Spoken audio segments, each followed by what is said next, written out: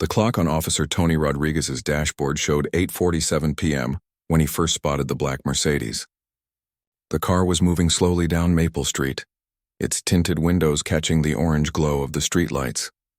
Tony had been patrolling this wealthy neighborhood for almost 4 years now, and something about this particular car bothered him. He couldn't put his finger on it at first. Maybe it was the way the driver seemed to be looking around, or maybe it was just that Tony had never seen this car in this area before. The houses here were big, expensive, and mostly owned by people who Tony thought had it too easy in life. Old money families, lawyers, doctors, and other folks who never had to work as hard as he did. Tony slowed his patrol car and followed the Mercedes from a distance. He watched as it turned left onto Oak Avenue, then right onto Pine Street. The driver wasn't speeding or breaking any traffic laws, but Tony's gut told him something wasn't right. In his mind, people who belonged in this neighborhood didn't drive around slowly like this, looking at houses. The Mercedes finally pulled into the driveway of a large colonial house with white columns and perfectly trimmed bushes.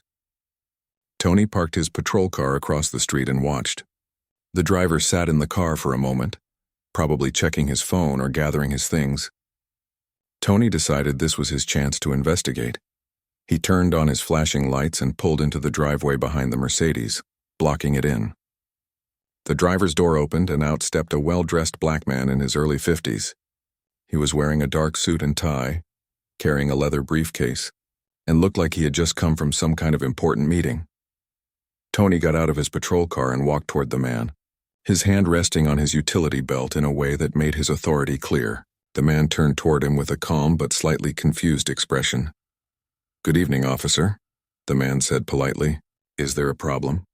Tony looked him up and down, taking in the expensive suit, the shiny shoes, and the confident way he carried himself. But all Tony could focus on was the fact that this man didn't look like he belonged in this neighborhood.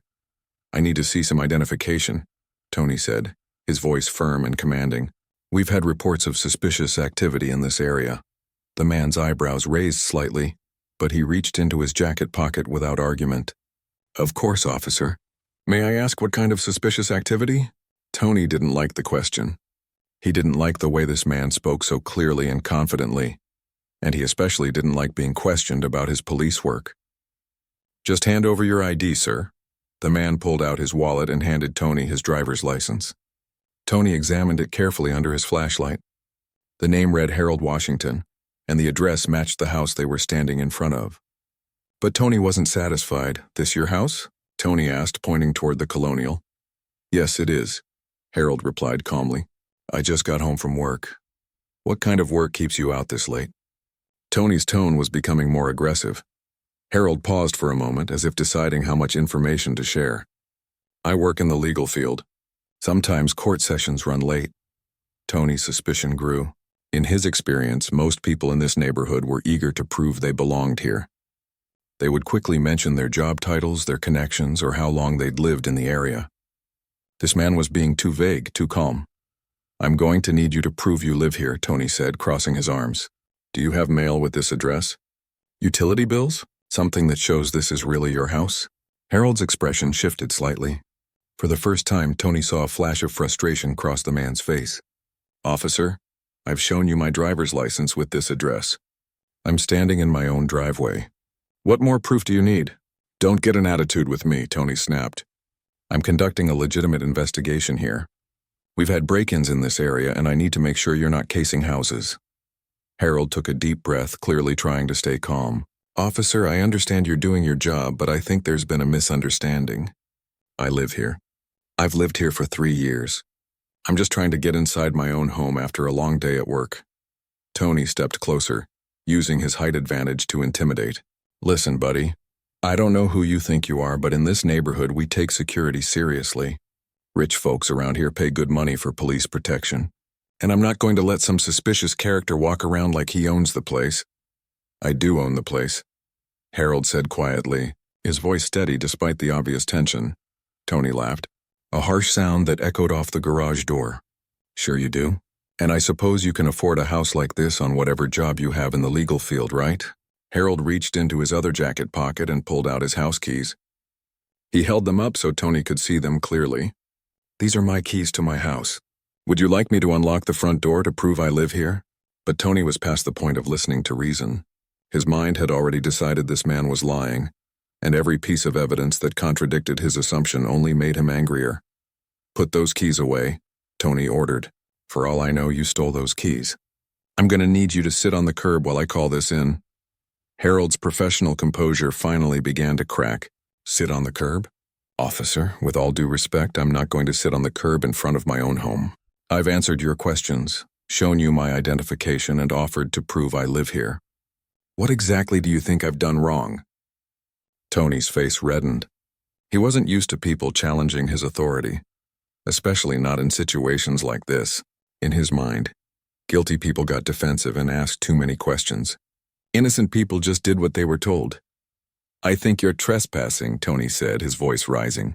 "I think you're in a neighborhood where you don't belong, and I think you're giving me a hard time instead of cooperating with a police investigation." Harold looked around the quiet street, probably hoping a neighbor might come out and verify who he was, but it was late and most people were inside for the evening.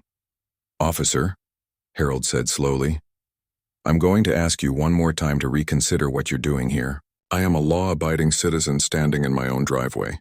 I have committed no crime and I have answered all of your questions. I would like to go inside my house now." Tony's hand moved to his radio. "You know what? I think we need backup here. You're being uncooperative and suspicious, and I don't like your attitude." Harold closed his eyes for a moment, and Tony could see him counting to 10 in his head. When he opened them again, his voice was perfectly controlled. "Officer Rodriguez," Harold said, reading Tony's name tag. "I want you to remember this moment. I want you to remember exactly what you're doing here tonight. Because I promise you this conversation is not going to end the way you think it is." Tony felt a chill run down his spine, but he pushed the feeling away. This was just another criminal trying to intimidate him. He'd seen it 100 times before. What Tony Rodriguez didn't know was that he had just made the biggest mistake of his career. And in the days to come, Harold Washington would make sure he understood exactly what that mistake was going to cost him. 3 days had passed since that night on Pine Street, and Tony Rodriguez couldn't stop thinking about the encounter. He'd spent the weekend replaying the conversation in his head, and each time he did, he felt more convinced that something had been off about that whole situation. Monday morning at the precinct started like any other day. Tony was filling out paperwork when Detective Mike Chen walked over to his desk with a cup of coffee and a knowing smirk. "Hey, Tony, you hear about that traffic stop you did on Friday night?" Mike asked, settling into the chair next to Tony's desk. Tony looked up from his reports. "What about it?" "Well, turns out the guy you stopped wasn't exactly your average neighborhood suspicious character," Mike said, taking a sip of his coffee. "Word around the courthouse is that you had a little chat with Judge Harold Washington." Tony's pen stopped moving across the paper. "Judge?" "Federal judge," Mike continued, clearly enjoying the moment. "Just got appointed to the U.S. District Court about 6 months ago. Pretty big deal from what I hear. Used to be a prosecutor before that, worked his way up through the system." The blood drained from Tony's face. A federal judge. He had treated a federal judge like a common criminal, made him stand in his own driveway while questioning whether he belonged in his own neighborhood. The realization hit him like a punch to the gut. "You okay there, Tony?" Mike asked, noticing the change in his expression. "You look like you've seen a ghost." Tony tried to play it cool, but his mind was racing. "Yeah, I'm fine. Just surprised, that's all. Guy didn't mention he was a judge." "Well, I guess he doesn't walk around introducing himself with his job title," Mike laughed. "But hey, I'm sure it was just a misunderstanding. These things happen, right?" After Mike walked away, Tony sat staring at his computer screen, but he wasn't seeing the words on the report. His career flashed before his eyes.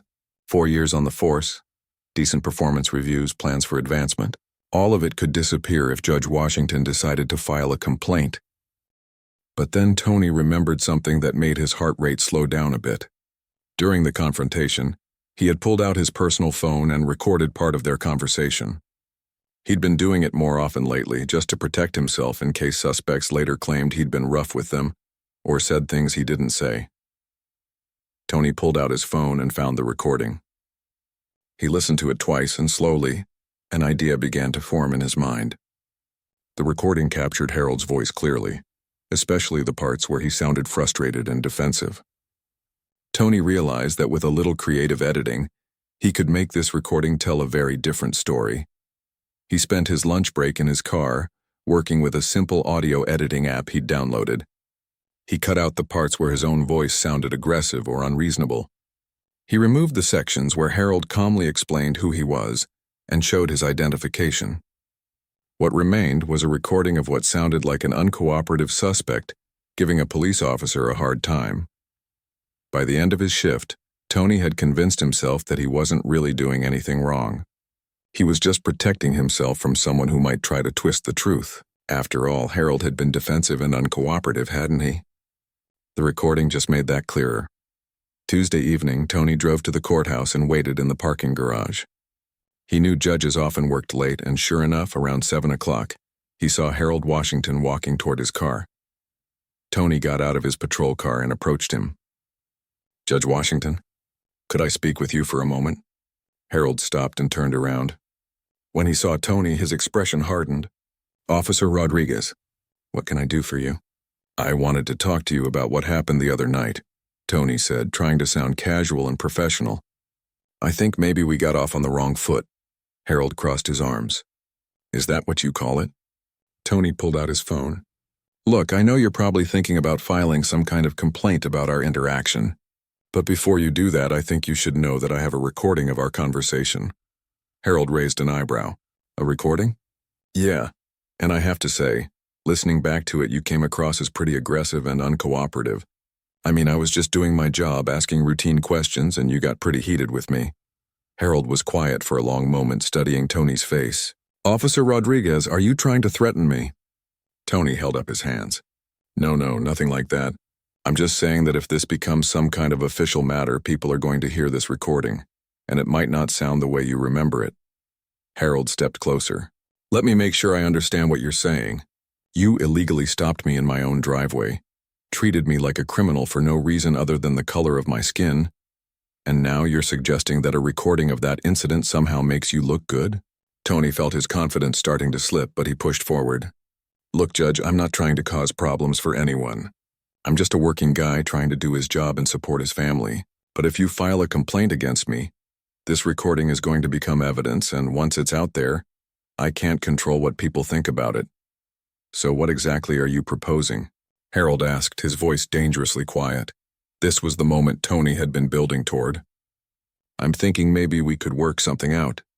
You know, something that would be beneficial for both of us. I'm sure a man in your position understands how these things work." Harold waited for him to continue. $50,000, Tony said quickly, before he could lose his nerve. "Cash, and we both forget this ever happened? No complaints, no recordings, no problems for anybody."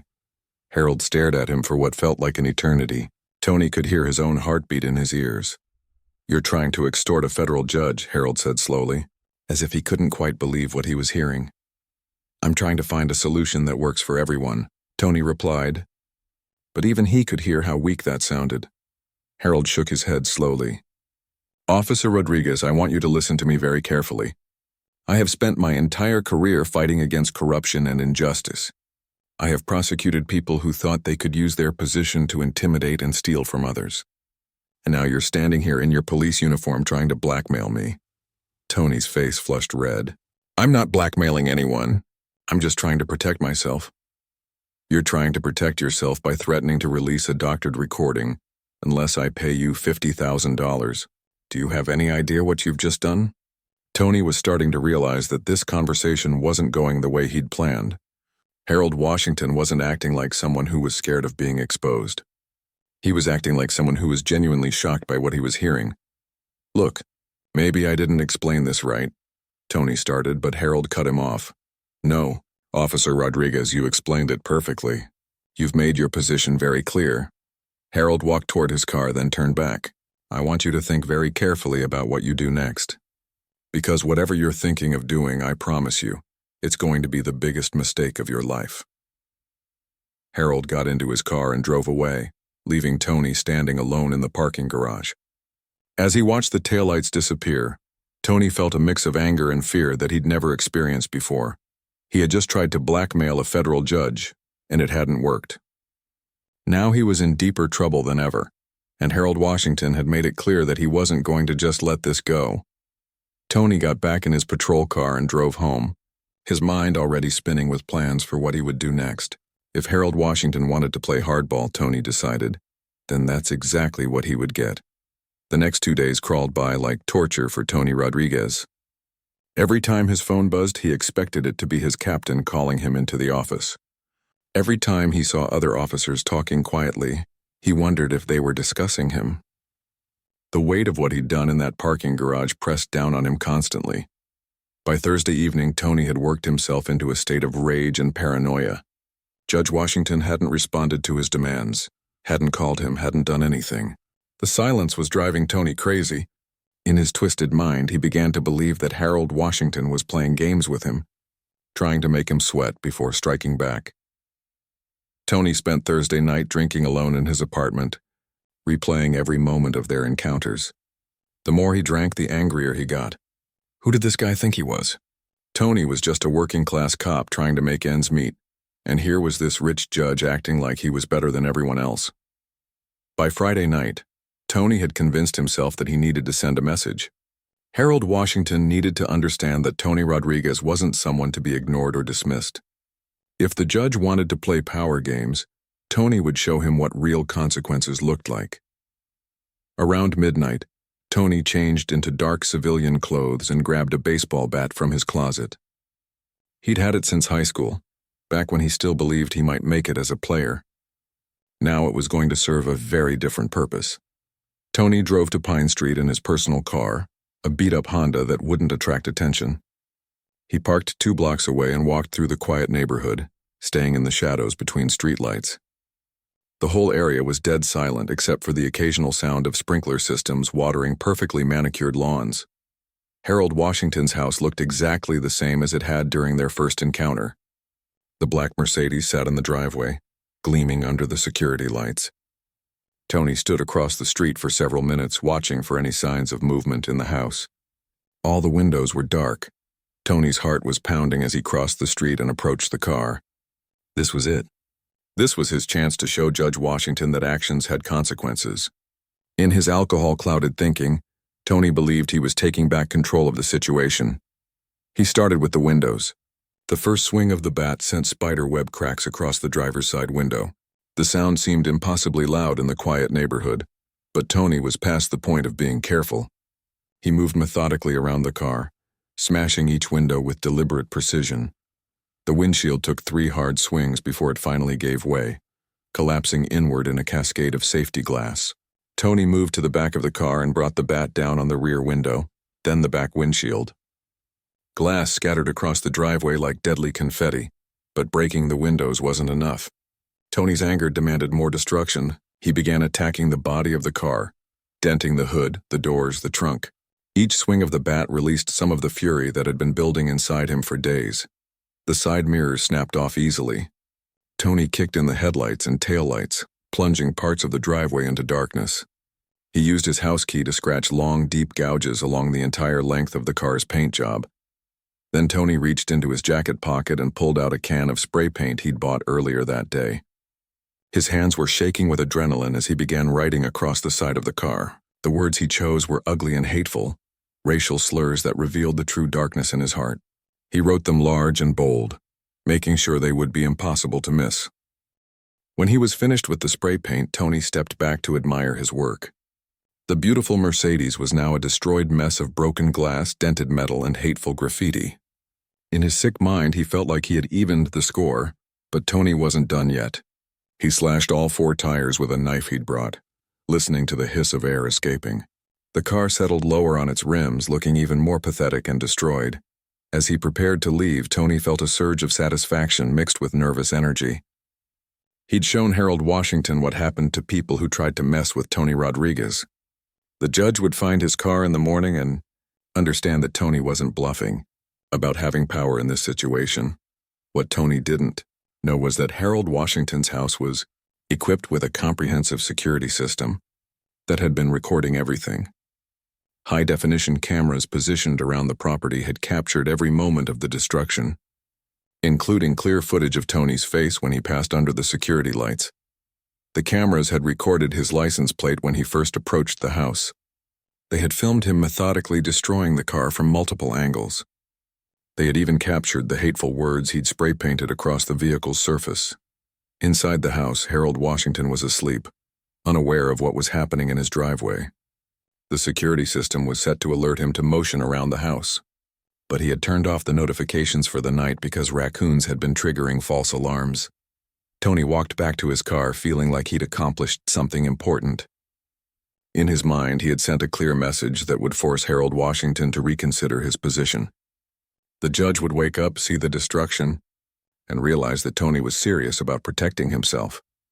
As Tony drove home through the empty streets, he began planning what he would say when Harold inevitably called him. He would act surprised and sympathetic, maybe even offer to help with the investigation. He'd suggest that it was probably just random vandalism, the kind of thing that happens sometimes in wealthy neighborhoods. Tony fell asleep that night feeling more relaxed than he had in days. He believed he had regained control of the situation, and that Harold Washington would now understand who he was dealing with. Saturday morning arrived bright and sunny. Harold Washington walked out to get his morning newspaper and stopped dead in his tracks when he saw his car. The destruction was even worse in daylight than it would have been in the darkness. Broken glass covered his driveway like a carpet of diamonds. The racial slurs spray-painted across his car were visible from the street. Harold stood there for several minutes, taking in the full scope of what had been done.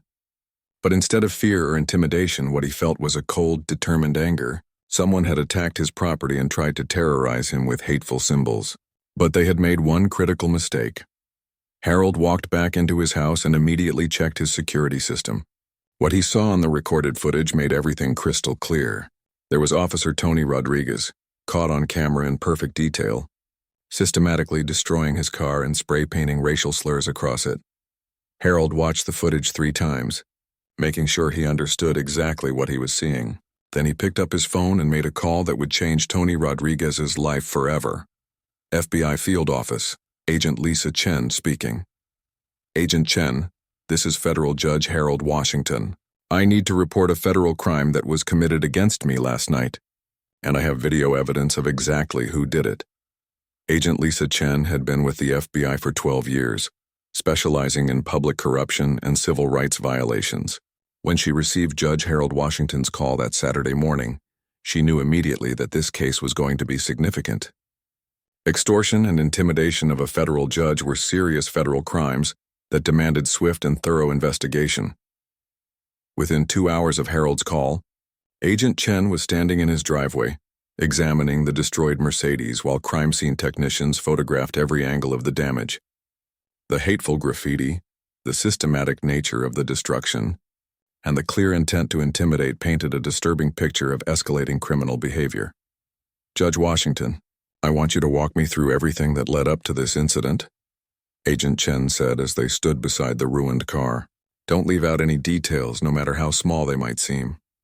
Harold recounted the entire story, starting with the initial traffic stop in his own driveway. He described Tony Rodriguez's aggressive behavior, his obvious racial bias, and his refusal to accept that Harold belonged in his own neighborhood.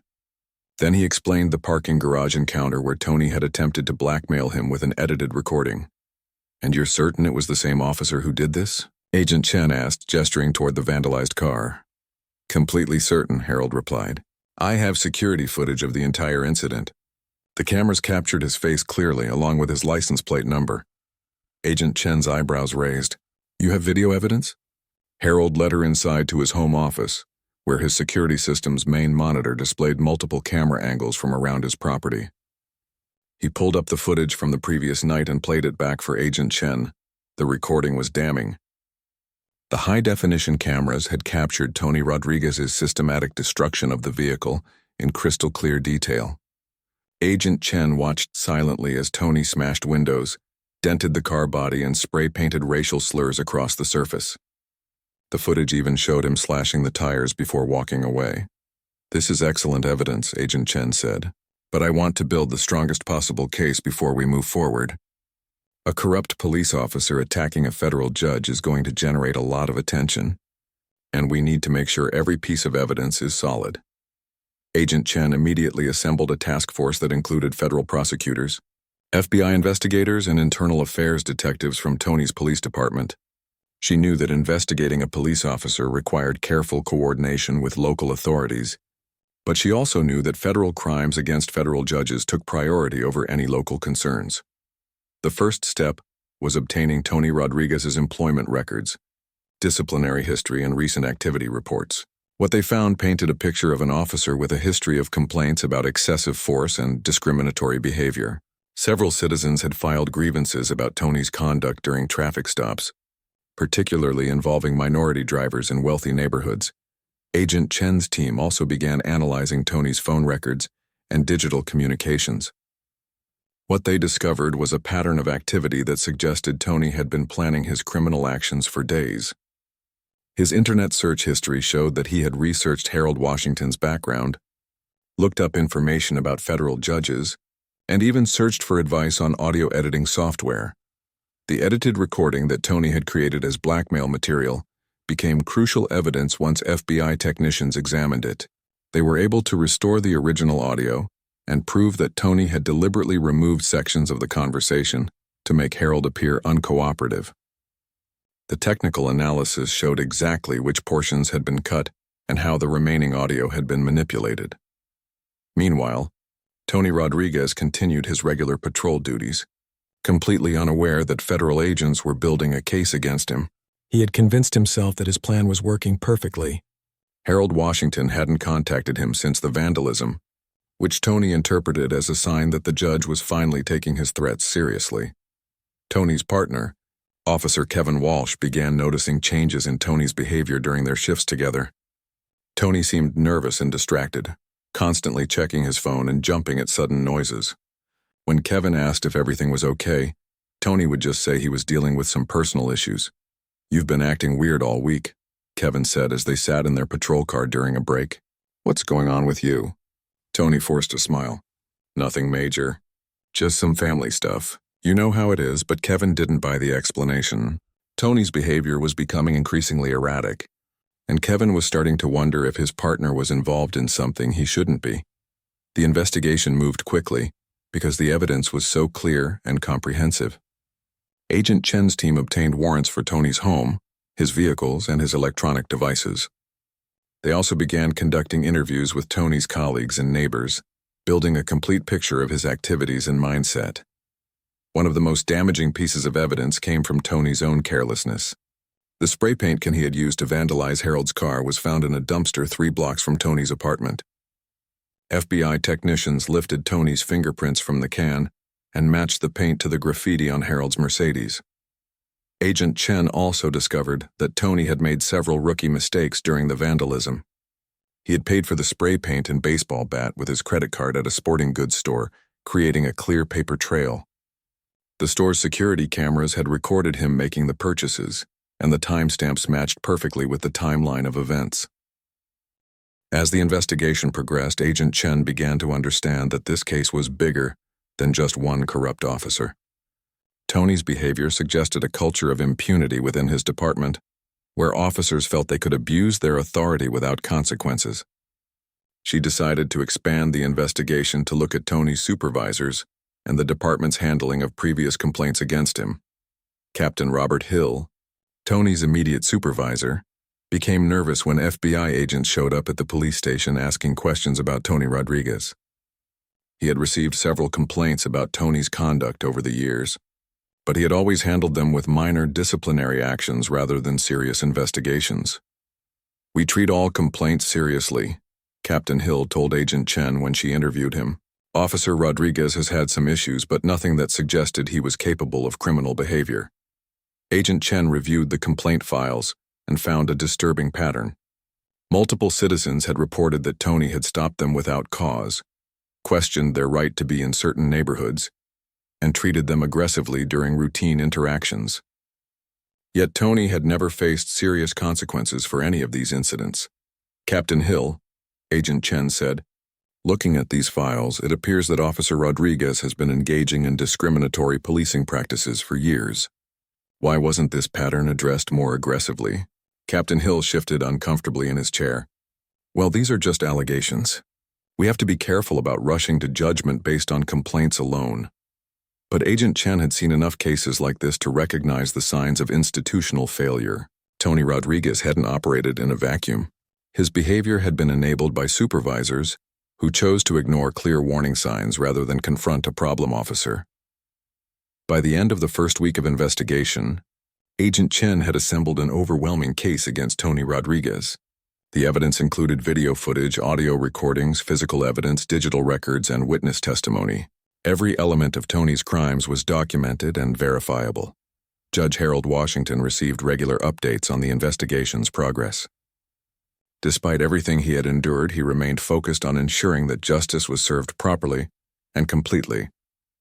Agent Chen, Harold said during one of their meetings, "I want to make sure this investigation sends a clear message.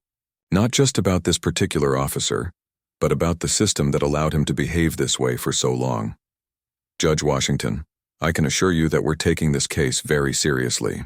Officer Rodriguez will face the full consequences of his actions.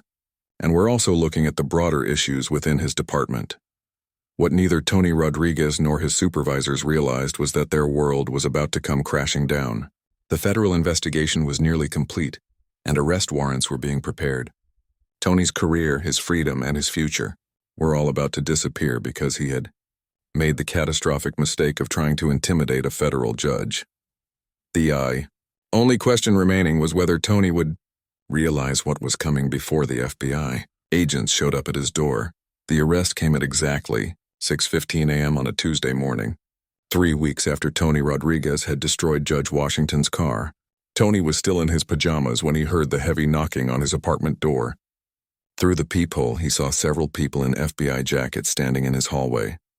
His stomach dropped. This was the moment he had been dreading, but somehow convinced himself would never come. Tony's hand shook as he opened the door to find Agent Lisa Chen and 4 other federal agents waiting for him. "Tony Rodriguez, you're under arrest for extortion, civil rights violations, destruction of property, and obstruction of justice," Agent Chen announced, holding up the warrant. "You have the right to remain silent." Tony's neighbors began gathering in their doorways as he was led out in handcuffs. The local news crews were already setting up their cameras, having been tipped off about the arrest. The image of Officer Tony Rodriguez being walked to a federal vehicle in his pajamas would be broadcast across the city within an hour. "This has to be some kind of mistake," Tony mumbled to Agent Chen as they put him in the back of the SUV. "I'm a police officer. I've been serving this community for 4 years. Agent Chen looked at him through the rearview mirror. "Mr. Rodriguez, we have video footage of you destroying Judge Washington's vehicle. We have recordings of you attempting to extort him. The evidence against you is overwhelming." For the first time since this whole nightmare began, Tony Rodriguez understood that his life as he knew it was over. The arraignment took place that afternoon in federal court. Tony's police union provided him with a lawyer, but even his attorney seemed shocked by the strength of the evidence against him. When the prosecutor played the security footage showing Tony systematically destroying the Mercedes, several people in the courtroom gasped. Judge Patricia Martinez, who was handling the arraignment, watched the footage with obvious disgust. "Mr. Rodriguez, these are extremely serious charges. The evidence presented suggests a pattern of criminal behavior that goes far beyond a single incident." Tony's lawyer requested bail, but the prosecutor argued that Tony posed a flight risk and a danger to the community. "Your Honor, the defendant used his position as a police officer to target and intimidate a federal judge. He has shown a complete disregard for the law he swore to uphold." Bail was denied. Tony would remain in federal custody until his trial. The news of Tony's arrest sent shockwaves through his police department.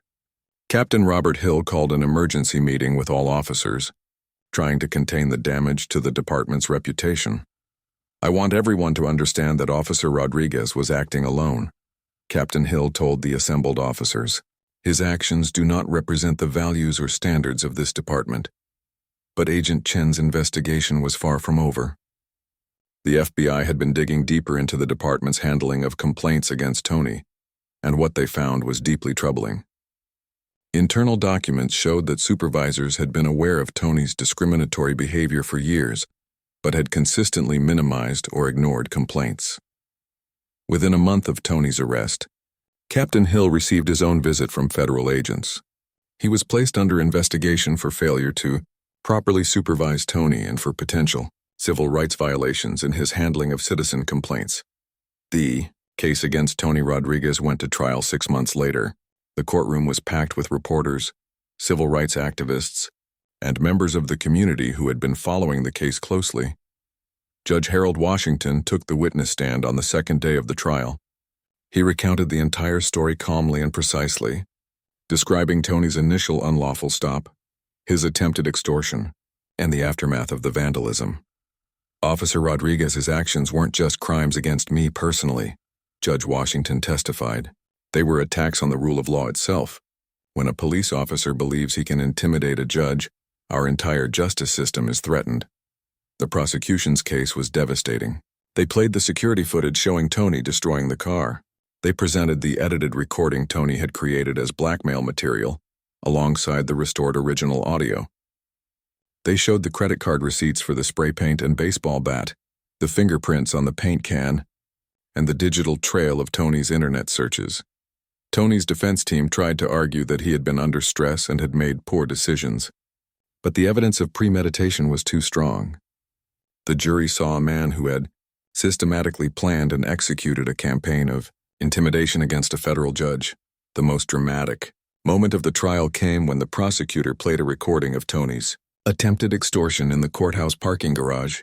The courtroom was dead silent as they heard Tony demand $50,000 from Judge Washington.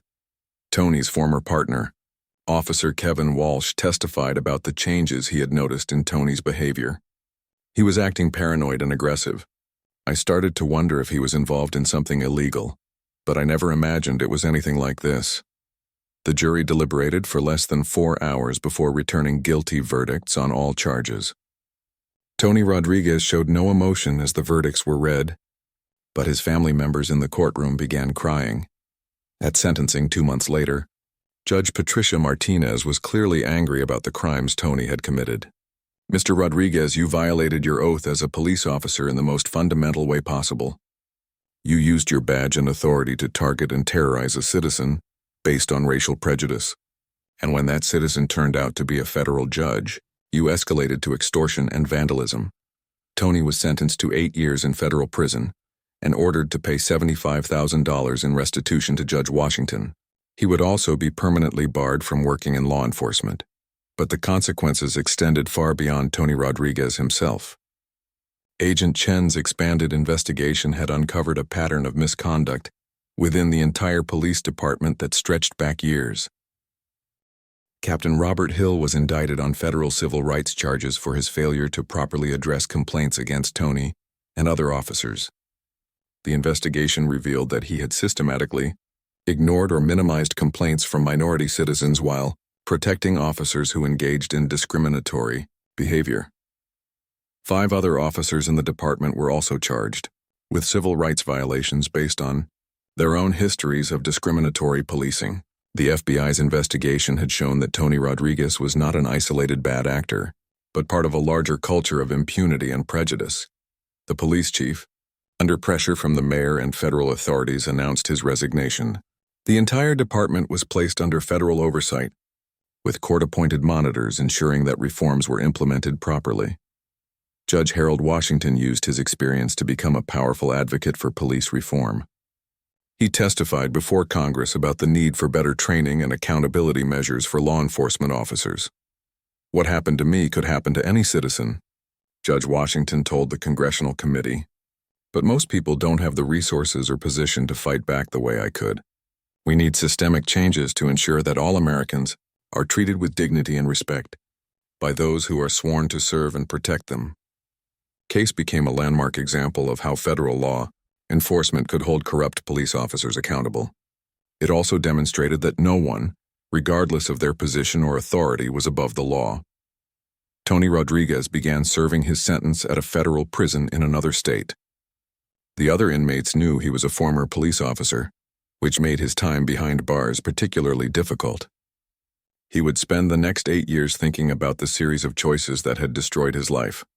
Officer Kevin Walsh, Tony's former partner, left law enforcement 6 months after Tony's conviction. "I realized I couldn't trust the system I was part of," he said in an interview. If someone like Tony could operate for years without consequences, what did that say about all of us? The reforms that followed Tony's conviction included mandatory bias training for all officers, an independent oversight board to review complaints, and new policies requiring supervisors to take action when patterns of misconduct were identified. Judge Harold Washington continued to serve on the federal bench, but he never forgot the lessons of his encounter with Tony Rodriguez. He became known for his fair but firm approach to cases involving police misconduct and civil rights violations. The Mercedes that Tony had destroyed was never repaired. Instead, Judge Washington donated it to a civil rights museum, where it served as a powerful reminder of the ongoing struggle for justice and equality under the law. Years later, when law students asked Judge Washington about the case, he would always emphasize the same point.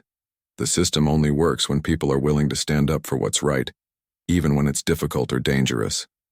Tony Rodriguez thought he could intimidate me because of my race. He was wrong about that. But more importantly, he was wrong about America. Justice may be slow sometimes, but it's still possible when good people refuse to be silenced.